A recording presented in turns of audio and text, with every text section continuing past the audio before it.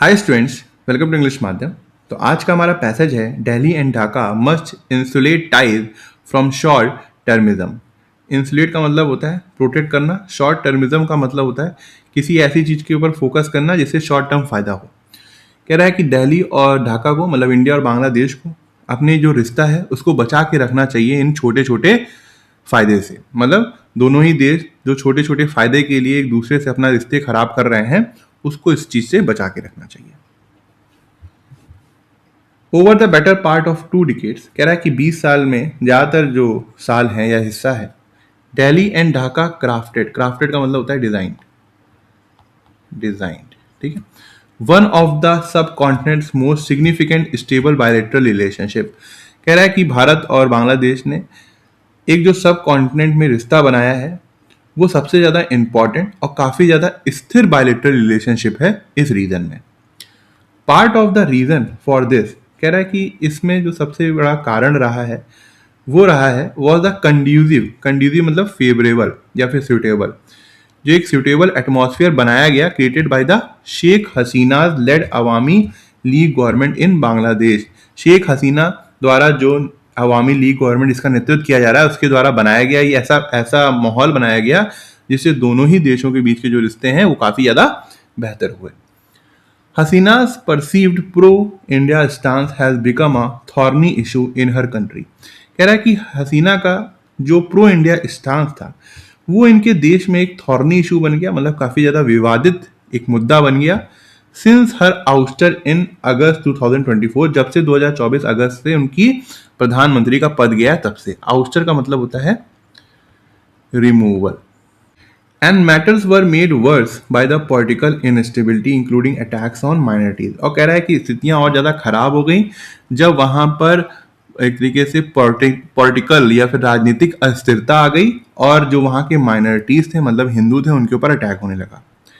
However, हालांकि after the BNP's victory in the Bangladesh election in February, जो BNP वहां की पार्टी है उसकी जो विजय हुई बांग्लादेश इलेक्शन में जो कि फरवरी में, इट इज क्लियर, साफ है that a more mature leadership on both side is ready to reset ties, कि दोनों साइड की जो परिपक्व लीडरशिप है वो अब तैयार है अपने दोनों देशों के द्विपक्षीय वार्ता को या जो संबंध है उसको सुधारने के लिए।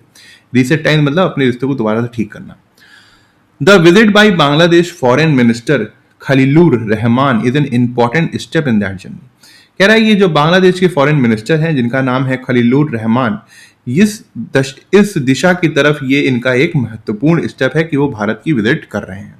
मतलब दोनों देशों के रिश्ते को सुधारने के लिए बांग्लादेश फॉरेन मिनिस्टर जो भारत आए हैं ये एक बहुत ही ज्यादा महत्वपूर्ण कदम है इस दिशा में। According to the Bangladesh foreign ministry, कह रहा है कि बांग्लादेश की फॉरेन मिनिस्ट्री के अनुसार द मिनिस्टर, जो उनके मिनिस्टर थे, reiterated his request to extradite शेख हसीना and her home minister Asaduzzaman Khan Kamal to Bangladesh, कि उन्होंने भारत से दोबारा रिक्वेस्ट की है, एक बार से फिर से अपनी रिक्वेस्ट को दोहराया है कि वो शेख हसीना को एक्स्ट्राडाइट कर दें, मतलब हैंड ओवर कर दें या फिर डिपोर्ट कर दें भारत से, और उनका जो होम मिनिस्टर थे Asaduzzaman Khan Kamal Bangladesh, who have been awarded the death penalty, जिनको मृत्यु दंड दिया जा चुका है बाय इंटरनेशनल क्राइम्स ट्रिब्यूनल द्वारा। The demand must be read for what it is. कह रहा है कि ये जो बांग्लादेश ने डिमांड रखी है इसको वैसे ही पढ़ना चाहिए जैसे कि ये है। अब political statement by a new government, ये वहां की नए सरकार द्वारा एक पॉलिटिकल स्टेटमेंट है। Delhi can not acquiesce to the request. Acquiesce का मतलब होता है एग्री करना या फिर एक्सेप्ट करना, ठीक है। तो कह रहा है कि भारत जो है वो इस मांग को, रिक्वेस्ट को एक्सेप्ट नहीं कर सकता।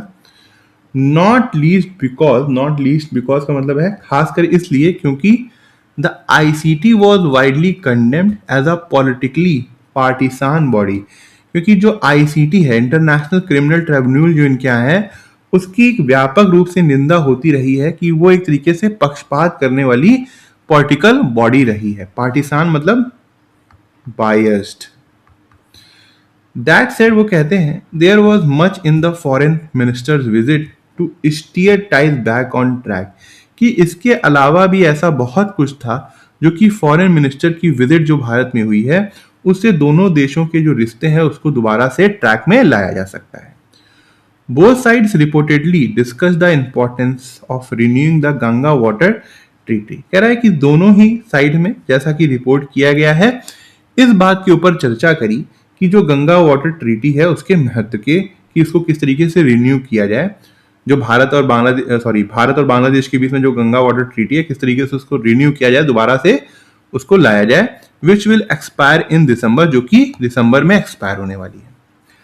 Bangladesh also expressed the need for a greater supplies of fuel and fertilizer। कह रहा है कि बांग्लादेश ने भी अपनी इच्छा जाहिर करी है कि उनको ज़्यादा आवश्यकता है फ्यूल की सप्लाईज की और फर्टिलाइजर की। Both countries have agreed to normalize the issuing of visa। कि दोनों ही देश इस बात में सहमत हुए हैं कि ये जो वीज़ा को इशू करने वाला मुद्दा है उसको भी नॉर्मलाइज किया जाए, उसको भी ठीक किया जाए। फॉर इंडिया, भारत के लिए द मोस्ट साइलियंट इशू, साइलियंट का मतलब होता है इंपॉर्टेंट, कह रहा है कि जो सबसे ज्यादा इंपॉर्टेंट मुद्दा है वो क्या है, is securing the 4556 kilometre border. कि भारत और जो बांग्लादेश के बीच में 4156 किलोमीटर का बॉर्डर है उसको सिक्योर करना। Cooperation along the border has helped maintain a stable frontier from both side. कह रहा है कि जो दोनों ही देशों ने कॉपरेशन दिखाया है बॉर्डर के एरिया में, इससे ये मदद मिली है दोनों ही देशों को कि वो दोनों ही जो फ्रंट है वो स्टेबल रहा है, स्थिर रहा है। मतलब वहाँ लड़ाई झगड़ा किसी तरीके की भी जो खतरनाक स्थिति है वो वहाँ पे नहीं दिखाई दी। Including along India north eastern state, और साथ ही साथ भारत का जो नॉर्थ ईस्टर्न स्टेट भी है वहाँ पर भी स्थिरता, स्टेबिलिटी रही है, कहीं भी कुछ ज़्यादा खतरनाक चीज़ें देखने को नहीं मिली। Connectivity, energy, cooperation and multilateral initiatives, कह रहा है कि जो दोनों देश, जो कनेक्टिविटी की बात हो, अगर एनर्जी कॉपरेशन की बात हो, या फिर और भी जो अलग अलग मुद्दे हैं, बहुत सारे, मल्टीलेटरल का मतलब होता है बहुत से सारे, बहुत मैनी साइडेड जो इनिशिएटिव्स हैं अंडर बॉडीज सच एज, किन बॉडीज के अंदर, जैसे कि बिम्स्टेक हो गया, depend on Dhaka and Delhi. ये बांग्लादेश और दिल्ली के ऊपर, इंडिया के ऊपर निर्भर करते हैं। Being on the same page, कि इनका सोचने का तरीका या इनका जो रुख है वो एक है कि नहीं। अगर ये दोनों ही देशों के रिश्ते अच्छे हैं, सोचने के तरीका से सेम है, दोनों के गोल सेम है, तो बिम्स्टेक जैसी जो बॉडीज हैं उनमें हम कनेक्टिविटी भी फैला सकते हैं, एनर्जी कॉपरेशन भी बढ़ सकता है, और भी जो बहुत सारे मुद्दे हैं उनके ऊपर भी काम कर सकते हैं। To his credit, PM Tariq Rahman, कह रहा है कि इस बात का उनको क्रेडिट जाता है, जो वहाँ के पीएम तारिक रहमान है, has struck a conciliatory tone. Conciliatory tone का मतलब होता है मेल मिलाप वाली टोन, पैसिफाइंग, चीजों को शांत करने वाली टोन। कह रहा है कि ये उनको, मतलब उनके क्रेडिट जाता है कि जो उनके प्रधानमंत्री हैं तारिक रहमान, इन्होंने एक तरीके से शांत करने वाली टोन को अपनाए रखा है सिंस हिज अपॉइंटमेंट, जैसे वो प्रधानमंत्री बने हैं। It is necessary to build on Dhaka's call for ties to be based on mutual trust and respect। कह रहा है कि ये बहुत ही ज़्यादा आवश्यक है कि ढाका की जो कॉल है, जो उन्होंने एक तरीके से मांग की है, कि ये जो दोनों देशों के बीच में रिश्ते हैं वो म्यूचुअल ट्रस्ट के ऊपर निर्धारित होने चाहिए, रेस्पेक्ट के ऊपर होने चाहिए, और रेसिप्रोकल बेनिफिट, रेसिप्रोकल बेनिफिट मतलब दोनों ही देशों को फायदा हो, mutual gain. Both countries share a history, दोनों ही देश जो है इतिहास शेयर करते हैं, कल्चर शेयर करते हैं, एंड जियोग्राफी भी शेयर करते हैं। That make the gains of working together exponential. और कह रहा है कि यही कारण है कि अगर हम मिलकर काम करते हैं तो हमारा जो फायदा है वो बहुत तेजी से आगे बढ़ सकता है। एक्सपोनेंशियल मतलब, एक्सपोनेंशियल मैथ वाले जानते होंगे, ग्राफ इस तरीके का होता है ना, कि बहुत तेजी से ग्राफ उठेगा, फिर जो फायदे का ग्राफ है। The task now is not to let the past including the Hasina issue become a road block. कह रहा है कि अब हमारे सामने सबसे बड़ा टास्क ये है, काम ये है कि हम अपने पास्ट को, अपने इतिहास को, चाहे वो हसीना वाला ही मुद्दा क्यों ना हो, उसके अपने रिश्तों के बीच में रोड ब्लॉक ना बनने दें, मतलब कोई भी रुकावट ना बनने दें। For the shake of the people of India and Bangladesh, कह रहा है कि भारत के लोगों के लिए और बांग्लादेश के लोगों के लिए, there government must insulate, insulate मतलब प्रोटेक्ट करना, कि उनकी जो गवर्नमेंट्स है उनको प्रोटेक्ट करना चाहिए द रिलेशनशिप, कि भारत और बांग्लादेश की जो रिश्ते हैं उसको from a short term politics, छोटे छोटे समय के लिए जो पॉलिटिक्स है या राजनीति है उससे। ठीक है, समझ में आया। अब यहाँ पर आपने देखा होगा कि किस तरीके से बांग्लादेश और भारत के रिश्तों की, दो पक्षीय रिश्ते की बात हुई है, किस तरीके से उसको सुधारने की बात हो रही है। हालांकि भारत ने कभी भी रिश्ते खराब नहीं किए, वो बांग्लादेश की तरफ से खराब किए गए जब वहां पे माइनॉरिटीज के ऊपर हमला हुआ, और भारत को खास तौर पे एकदम सामने सामने रूप से काफी ज्यादा उन्होंने बुरा भला कहा, और जो प्राइम मिनिस्टर सॉरी जो पाकिस्तान के मुनीर हैं, आसिम मुनीर हैं, उनको खाना खिलाया गया बांग्लादेश में। तो इस वजह से दोनों ही देशों के बीच में रिश्ते खराब हो गए थे। हालांकि भारत की तरफ से कभी भी रिश्ते खराब नहीं किए गए। अब दोबारा से कोशिश हो रही है कि इस रिश्तों को ठीक किया जाए, और बांग्लादेश ये चाहता है कि उसी रिस्पेक्ट के साथ भारत उसको देखे, उसी विश्वास के साथ देखे जैसा कि वो भारत की तरफ देखता है। हालांकि इसी तरीके के स्वर जो श्रीलंका के भी थे एक समय में, और भारत ने जब उनसे पल्ला झाड़ लिया तो फिर चाइना ने उनको ट्रैप में फंसाया, इकोनॉमिक ट्रैप में फंसाया, फिर भारत ने ही उनको बचाया। अब उनके स्वर वैसे नहीं रह गए। तो अब हम लोग करते हैं question. According to the passage के अनुसार what is the primary reason, कि क्या प्राथमिक रीजन है for the thorniness of Sheikh Hasina's legacy in Bangladesh, कि शेख हसीना की जो लेगेसी थी, जो एक तरीके से इनकी रेस्पेक्ट थी, उसको लेके काफी ज्यादा विवाद था बांग्लादेश में, क्योंकि ये प्रो इंडिया स्टांस था इनका, he her perceived pro India stance and the political instability following her 2024 August. तो बी एकदम करेक्ट है। Which statement is correct regarding the current state of Ganga Water Treaty? भाई गंगा वाटर ट्रीटी जो है वो दिसंबर में एक्सपायर होने वाली है। The treaty is due to expire in December of this year. तो ये एकदम सही है। A new water sharing deal was signed during the visit, नहीं। The BNP government has decided to scrap the treaty, both nation have refused to discuss the water, नहीं। तो A हमारा correct है। Identify whether the following statement are true or false. PM Tariq Rahman has used a conciliatory tone toward India since his appointment, true है। BIMSTEC is a multilateral body that depends on Delhi and Dhaka being on the same page, true है। यही passage के अनुसार बात की गई है। ये हमारा करेक्ट आंसर है। What is the author's primary recommendation for the future of Delhi Dhaka relationship, कि ऑथर ने क्या सजेस्ट किया है कि किस तरीके का जो भारत और बांग्लादेश का रिलेशनशिप होना चाहिए, उसके लिए क्या रिकमेंडेशन दी है। The relationship should be insulated, मतलब प्रोटेक्टेड होना चाहिए from short term politics for the benefit of their people. तो सी हमारा करेक्ट आंसर है। Which of the following is identified as the most salient मतलब important issue for India regarding it tight with Bangladesh, securing the 4156 kilometre shared border, है ना, ये पढ़ चुके हैं। सी हमारा एकदम करेक्ट आंसर है। ये आज का क्लोज टेस्ट है, एक बार इसको पढ़ के देखो, फिर हम लोग करते हैं।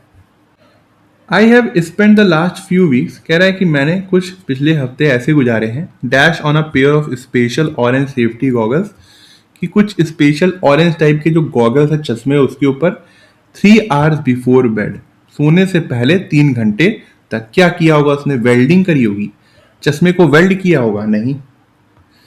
फास्टन बांधा होगा, नहीं। स्ट्रैप किया होगा, पहना होगा, हाँ हो सकता है। टेथरिंग मतलब रस्सी से बांधकर किसी जानवर को जैसे ऐसे बांध दिया तो वो बस इसी एरिया में रह सकता है वो, तो ये भी कोई मतलब नहीं है। तो बेस्ट यहाँ पे क्या होगा, स्ट्रैपिंग, मतलब उसने एक pair of special orange type के ग्लासेस पहने, चश्मे पहने 3 घंटे पहले, बिफोर बेड मतलब सोने से पहले। They are made of thick and uncomfortable plastic, वो काफी ज्यादा मोटे थे और बहुत ही अजीब सी प्लास्टिक जो कि कंफर्टेबल नहीं थी उससे बने हुए थे। That caste the word in a dash amber glow, जिसने पूरी दुनिया को एक तरीके से, किस तरीके, एम्बर ग्लो का मतलब होता है एक तरीके का ऑरेंज और येलो कलर की पूरी दुनिया, उसके अंदर ला दिया। Making it hard to see anything blue, और उस चश्मे से कुछ भी ब्लू नहीं दिख रहा था।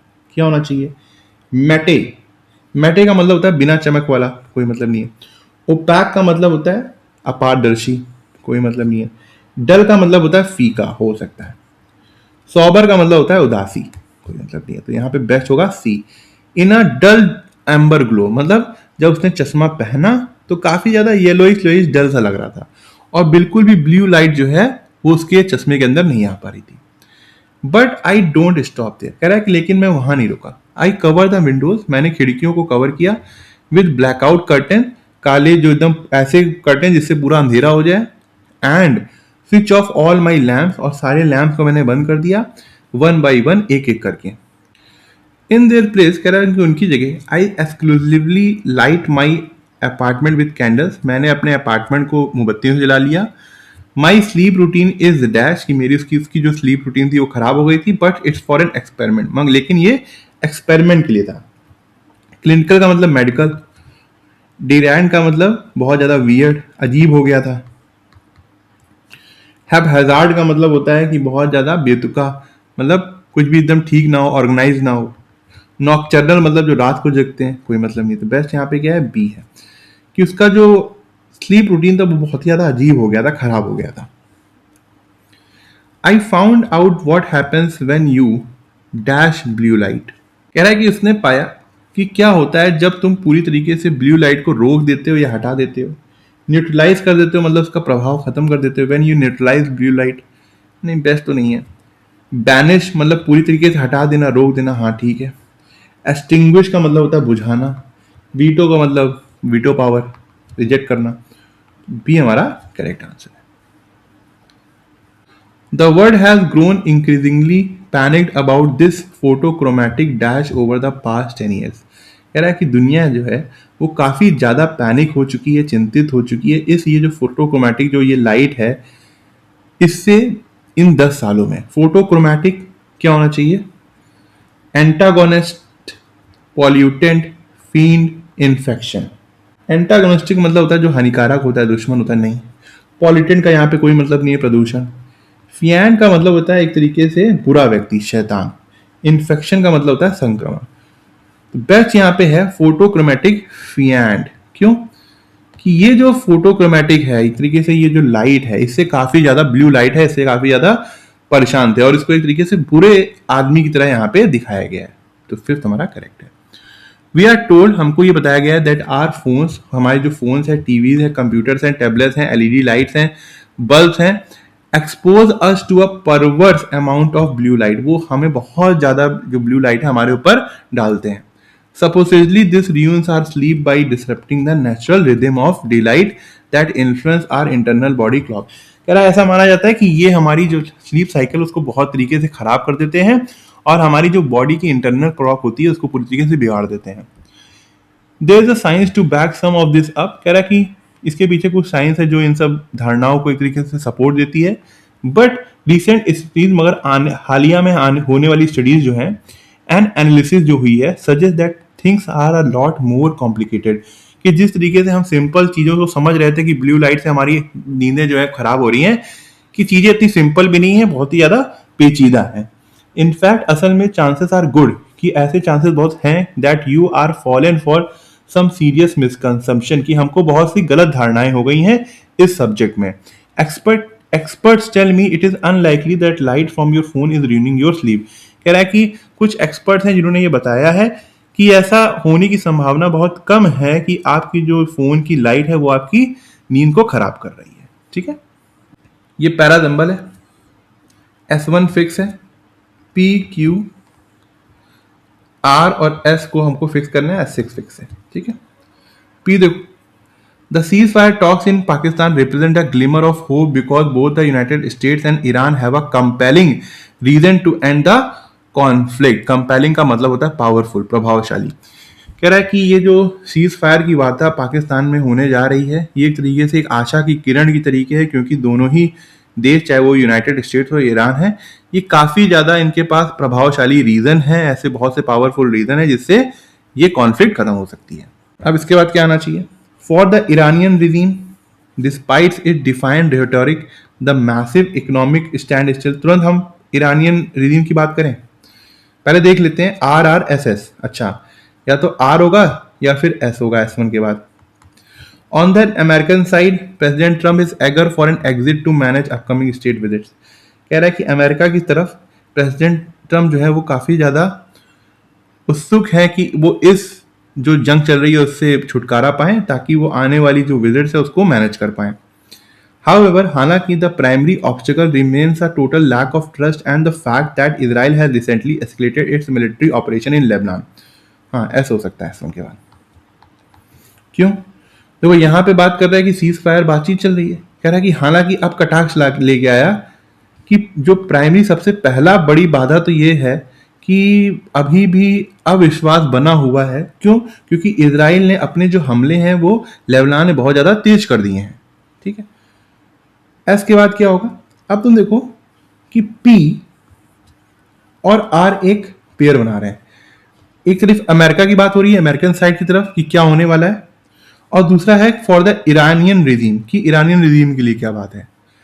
अमेरिकन साइड में बोल रहे हैं कि प्रेसिडेंट जो ट्रंप है, जो बहुत ज़्यादा उत्सुक हैं इस वॉर से निकलने के लिए, ताकि आने वाली जो स्टेट विजिट्स हैं वो उसको मैनेज कर पाएँ, जितनी भी ग्लोबल समिट्स होने वाली है उसको मैनेज कर पाएँ, और जो इनके यहाँ नवंबर में मिड टर्म इलेक्शन होने वाले हैं उस प्रेशर को भी मैनेज कर पाएँ। ठीक है, कह रहा है दूसरी तरफ क्या है, ईरानियन रिजीम है जिसने काफ़ी ज़्यादा एक तरीके से बहादुरी दिखाई है, डिफाइंड दिखाया है, हर तरीके का जवाब दिया है लगातार, मगर उनके यहाँ भी जो मैसिव इकोनॉमिक स्टैंड स्टिल है कि जो उनकी जो अर्थव्यवस्था है वो रुक गई है। Physical damage to hit cities, उनकी जो सिटीज़ उनको काफ़ी ज़्यादा नुकसान हुआ है। Have made a period of regrouping essential, कह रहा है कि उनको भी एक तरीके से समय चाहिए कि सब चीज़ों को ठीक किया जाए। आर के बाद क्या होगा? पी पेयर होगा, और उसके बाद क्यू तो हो गई, S6 हो गई। ठीक है, तो SRPQ, सी हमारा करेक्ट आंसर है। तो ठीक है, आज का लेक्चर यहीं ख़त्म करते हैं। आई होप आपको कुछ सीखने को मिला होगा, और आप कमेंट सेक्शन में ज़रूर बताइएगा कि आपको आज का लेक्चर कैसा लगा और आपको क्या सीखने को मिला। अगर आप मुझसे इंग्लिश ग्रामर पढ़ना चाहते हैं तो आप हमारा ऐप इंग्लिश माध्यम प्ले स्टोर से डाउनलोड कर सकते हैं।